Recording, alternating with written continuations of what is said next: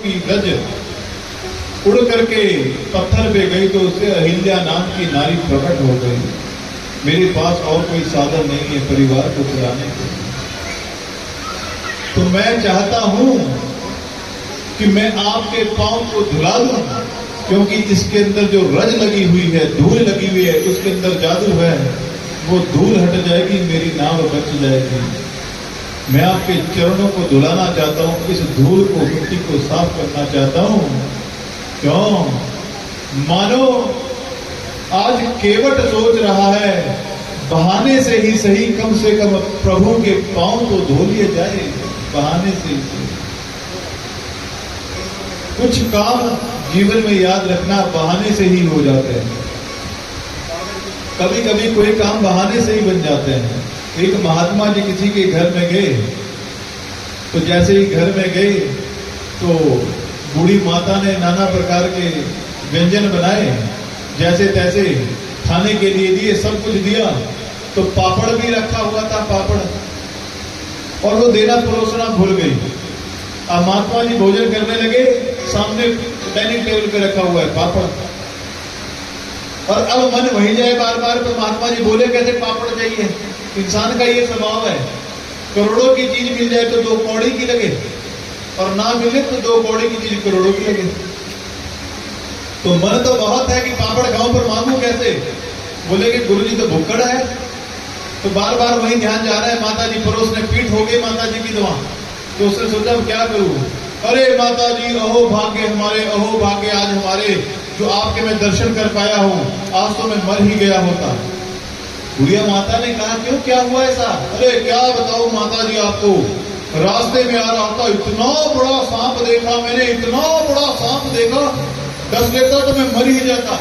बूढ़ी माता ने कहा कितना बड़ा? माता जी को कितना बड़ा, यहाँ से लेकर के और जो ये पापड़ की थाली रखी हुई है ना, वहां तक।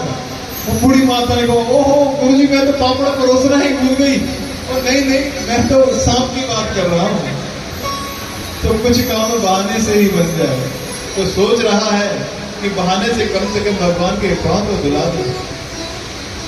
प्रभु श्री राम ने कहा ठीक है, आज केवट कटोते को लेकर के आया है। प्रभु श्री राम खड़े हैं और उस कटोते के अंदर प्रभु श्री राम के पांव को रखा, और उसके अंदर भगवान के पांव का प्रक्षालन कर रहा है। इतने में केवट का बेटा भी आ गया, और केवट के बेटे ने कहा बोलो पिताजी, इनके पांव में ही जादू नहीं है, इनके हाथों के अंदर भी जादू है। वो कैसे? कहा इनकी चरणों से जो रज निकली, उसमें से पत्थर से अहिल्या प्रकट हो गई। और हमने सुना मिथिला के अंदर धनुष को उठाने की शर्त रखी हुई थी, एक साथ 10,000 राजा भी उठा नहीं पाए। धनुष को उठाने की शर्त थी, पर जैसे इनके हाथ ने धनुष का स्पर्श किया, उसी समय धनुष के 2 टुकड़े हो गए। तो डर इनके पांव से ही नहीं है, इनके हाथों से भी डर है। भगवान सोच रहे हैं बड़े मियाँ तो बड़े मियाँ और छोटे मियाँ सुभान अल्लाह, अब यही कसर बाकी रह गई थी। तो राम के पांव को धुला रहे हैं। पत्थर से नारी प्रकट होने का मतलब क्या है? माने प्रभु श्री राम की जो पावन कथा है, प्रभु श्री राम है, ये पत्थर से यानी राक्षसों से भी मानव को बना देते हैं। बंदरों को भी उन्होंने मानव बनाया। उत्तरकांड में वर्णन आता है, जब रावण को जीत करके गए तो सभी के सभी बानरों ने मानव के रूप धारण किए। माने प्रभु श्री राम का जो संग है वो वानर से भी हमें नर बना देता है, आदमी बनाता है। हम आदमी तो है ही नहीं ना, मानव तो है। मानव की तरह काम कहां करते हैं, कहां कार्य करते हैं? क्या करेगा प्यार वो भगवान से, क्या करेगा प्यार वो ईमान से। जन्म लेकर गोद में इंसान की कर ना पाया प्यार जो इंसान से। गर्मियों के दिन थे, भैया थोड़ी सी आवाज बढ़ा देना, जून का महीना था, और जून के महीने के अंदर एक राहगीर जा रहा था, उसे बहुत प्यास लगी, और एक दरवाजा खुला, अंदर से एक सेठ जी निकले। कुर्सी पे बैठ के सामने एक सुराही रखी हुई थी जिसके अंदर जल था। चश्मा लगाया हुआ सेठ जी ने बैठे हुए वो राहगीर आया, बाबूजी बहुत जोर के प्यास लगी हुई है, अब जल पान करवा देंगे। उससे गुस्सा आया और थोड़ा सा सर ऊपर करके देखा, शर्म नहीं आती? कहां से चले आते हो? हम तुम्हें कोई पानी पिलाने वाले लगते हैं क्या? जाओ कहीं और चले जाओ। बाबूजी बहुत जोर की प्यास लगी है, आ जाते हो सुबह सुबह परेशान करने के लिए, मांगने के लिए। बाबूजी बहुत प्यास लगी है। अच्छा चलो ठीक है, जल पीना है तो सामने से कोई अभी आदमी आएगा ना तो वो तुम्हें जल पान करवा देगा, तब तक इंतजार करो। तो वो राहगीर वहीं रुक गया कि कोई आएगा आदमी तो मुझे पानी पिलाएगा। पहले घरों के अंदर लिखा होता था सुस्वागतम, वेलकम, आपका घर में स्वागत है। अब लिखा होता है घर के बाहर कुत्तों से सावधान। हालांकि रहते उसके अंदर आदमी ही है, लेकिन कुत्तों से सावधान। क्या जमाना आ गया। कहा ये क्यों लिखा हुआ है? तो लोग कहते हैं आचार्य जी रक्षा के लिए लिखा हुआ है, ये कुत्ते हमारी रक्षा करते हैं। किससे रक्षा करते हैं? बोलो आदमी से हमारी रक्षा करते हैं। आदमी आदमी से डर रहा है और आदमी से आदमी की रक्षा कुत्ते कर रहे हैं। बहुत देर हो गई, अब तो उसका गला सूख गया। अरे बाबूजी पानी पिला दो ना। उन्होंने कहा कोई आदमी आएगा तो तुम्हें पानी पिला देगा। अब तो रहा नहीं गया राहगीर से, हाथ जोड़े, कहा सेठ जी ऐसा करो ना, थोड़ी देर के लिए आप ही आदमी कर जाओ, मुझे जल पान करवा दो। कहने का भाव कि हम मानव है कहां, मानव की तरह कार्य कहां करते हैं। भगवान की कथाएं हमें मानव बनाती है। तो छुअत शिला भरी नाई छुआए, यही भाव है कि पत्थर से भी नारी प्रकट हो गई और प्रभु के पांव का प्रक्षालन करने लगा। देखो केवट एक पांव को धोता है, दाहिने पांव को कटोते के अंदर रखता है, उसको धोता है, फिर दायां पांव रख देता है नीचे, फिर बाएं पांव को कटोते में रखता है, फिर उसको धोता है। फिर जिस पांव को मिट्टी में रखा है उसमें मिट्टी लग जाती है, धरती पे रखा है, ओहो प्रभु जी इसमें तो फिर से धूल लग गई, कहीं ये नारी ना प्रकट हो जाए। आप इस पांव को इसके अंदर करो, फिर दाएं को धोता है, कभी बाएं को धो रहा है। प्रभु श्री राम देख रहे हैं लक्ष्मण को और सीता को। देखो सीता, पहचाना तुमने इसको? कौन है ये? सीता ने कहा प्रभु मैंने नहीं पहचाना। एक समय की बात है, सत्युग के अंदर देवताओं में ये होड़ लगी कि जो नारायण के पांव को धो करके आएगा ना वो देवताओं का राजा माना जाएगा, देवताओं का गुरु माना जाएगा, वो पूजनीय होगा। कहा ठीक है, सारे के सारे देवता गए और प्रयास किया, लेकिन सभी हट करके वापस आ गए, नारायण के पांव का प्रक्षालन नहीं कर पाए। तब एक देवता समुद्र के अंदर शेषनाग पे नारायण शयन कर रहे थे, तो वहां जैसे ही जाने लगा तो लक्ष्मी की नजरें पड़ी और लक्ष्मी ने देखा शेषनाग को, कहा ये देखो कछुए का रूप बना करके दाएं बाएं से जाने लगा। शेषनाग की चेतन हो गया बिल्कुल, और महाराज लक्ष्मी ने भी हाथ में मुट्ठी के अंदर जल ले करके उनके ऊपर फेंका। वो नारायण के चरण को ना धुला पाया। तो देवताओं की शर्त थी जो पांव का प्रक्षालन कर देगा नारायण का, वो सभी देवताओं का गुरु माना जाएगा, राजा माना जाएगा। लेकिन अगर ना कर पाया उसे मृत्यु लोक में जाना पड़ेगा। ये वही देवता है, उस दिन पांव को धो नहीं पाया और इसे मृत्यु लोक के अंदर आना पड़ा। ये वही देवता केवट का रूप लेकर के आया है और आज नारायण के पांव को धो रहा है। आज नारायण के पांव को धोने का इसे सौभाग्य मिला। अब ये केवट स्वर्ग को नहीं जाएगा, देवताओं का गुरु नहीं, बल्कि सीधा मेरे नारायण के वैकुंठ को जाएगा। ये सौभाग्य जगह है। और कभी एक पांव को धोते हैं, भगवान ने कहा अरे केवट मैं थक गया हूं, एक टांग के ऊपर आप मुझे खड़ा रख रहे हैं।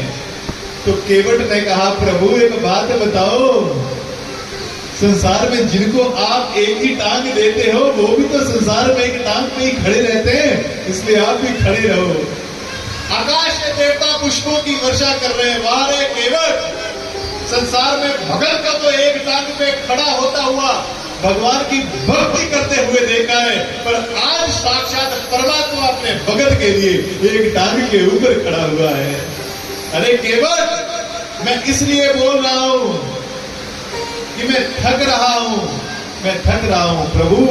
जो आपको भजते हैं उन्हें भी तो आप एक ही टांग के ऊपर खड़े रखते हो। दोनों पांव की सेवा ले ली एक क्षण के अंदर। किसने? केवट ने। लक्ष्मण को देखा, सीता को देखा, दोनों टकटकी लगा करके देखा। लक्ष्मण शादी से पहले भगवान के चरणों की जो सेवा है वो लक्ष्मण किया करते थे, लेकिन जब राम का विवाह हुआ तो ये सेवा सीता ने ले ली। तो लक्ष्मण सूख करके कांटा हो गए। प्रभु श्री राम ने कहा, चिंता मत करो, फाल्गुन में होली का त्योहार आएगा, तुम सीता से चरणों की सेवा को मांग लेना। और लक्ष्मण ने सीता से चरणों की सेवा को मांग लिया। अब लक्ष्मण पांव की सेवा करने लगे तो महाराज सीता सूख करके कांटा हो गई। तब प्रभु श्री राम ने कहा, चैत्र में लक्ष्मण का जन्मदिन आएगा, तुम उससे चरणों की सेवा को मांग लेना। फिर सीता ने मांगा चरणों की सेवा को, तो सूख करके लक्ष्मण कांटा हो गया। तब दोनों ने आपस में निश्चित किया, एक टांग की सेवा सीता करेगी और एक टांग की जो सेवा है वो लक्ष्मण करेंगे।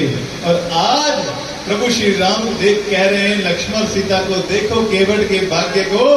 देखते ही देखते केवट में अकेले ही राम और लक्ष्मण, सीता और लक्ष्मण जिन चरणों की सेवा करते थे उनके दोनों चरणों की सेवा केवट ने ले ली। प्रभु श्री राम ने कहा, अरे केवट मैं गिर जाऊंगा, अरे केवट मैं गिर जाऊंगा। तो केवट ने कहा, प्रभु आप नहीं गिरेंगे, आप ऐसा करो ना, अपने हाथों को किसी चीज को पकड़ दो। क्या पकड़ू, यहां तो कुछ नहीं है। बोलो प्रभु आप अपने हाथों को मेरे सर के ऊपर रख दो, आप नहीं गिरेंगे। और प्रभु श्री राम ने जैसे ही केवट के सर के ऊपर हाथों को रखा, आकाश से पुष्पों की वर्षा हुई। बाहरे केवट, तेरे भाग्य की कहीं ना जाए। प्रभु श्री राम के दोनों चरण केवट के हाथों में और प्रभु राम के दोनों हाथ केवट के सर के ऊपर, तेरे भाग्य की कहीं ना जाए। और कटोते के अंदर आज केवट पांव को धो रहा है, इसलिए कटोता लकड़ी का होता है और लकड़ी का स्वभाव होता है, वो पानी को सोखता है। आज भगवान के चरणों को धोया जा रहा है और उन चरणों के जल को उस कटोते ने सोख लिया, उसके अंदर वो जल चला गया और उसके अंदर केवट हर रोज अब आटे को गूंथता है। कटोता जल का आकर्षण करता है और आटा जल का आकर्षण करता है, इसलिए अब केवट के घर के अंदर रोज रोटी नहीं, हर रोज अमृत ही बनता है। अब जैसे ही पांव का प्रक्षालन किया है, ठीक है, भगवान को नाम के अंदर बैठाया है और केवट गंगा पार करवा रहे हैं प्रभु श्री राम को। जैसे ही गंगा को पार करवाया, प्रभु श्री राम ने पूछा, उत्तराई मांगो, क्या चाहिए, तुम क्या चाहते हो? तो उसी समय कुछ और तो था नहीं, सीता माता को इशारा किया, सोने की अंगूठी, हीरे जड़ित अंगूठी केवट को दे दीजिए।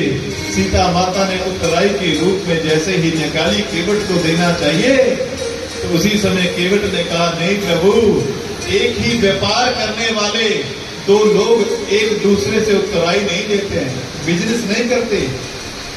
नाई सेना नाई ले, धोबी सेना धोबी ले। नाई से कभी नाई नहीं लेता, धोबी से कभी धोबी नहीं लेता, लेके ये उतरिया, इस जाति को ना बिगाड़िए। आप प्रभु ये नियम ना बिगाड़िए। एक ही व्यापार करने वाले आपस में लेन देन नहीं करते। लक्ष्मण देख रहा है, एक ही काम है दोनों का, ये कैसे हो सकता है? प्रभु श्री राम कोई नाव को चलाते हैं, लेकिन केवट कहता है, प्रभु एक ही काम करने वालों में कभी लेन देन नहीं होता है। मैंने आपको पार उतारा है, कभी आज आपका काम मैंने किया है, कभी आप भी मेरा काम कर देना। लेकिन लक्ष्मण सोच रहा है, एक ही व्यापार कैसे है? बोला, एक व्यापार ऐसे है प्रभु, आप भी पार उतारते हैं और मैं भी पार उतारता हूँ, बस फर्क इतना है, मैं गंगा से पार उतार रहा हूँ, आप भवसागर से पार उतार रहे हैं। आज आप मेरे घाट में आए हैं, मैंने आपको गंगा पार मुझे भवसागर से पार लगा देना।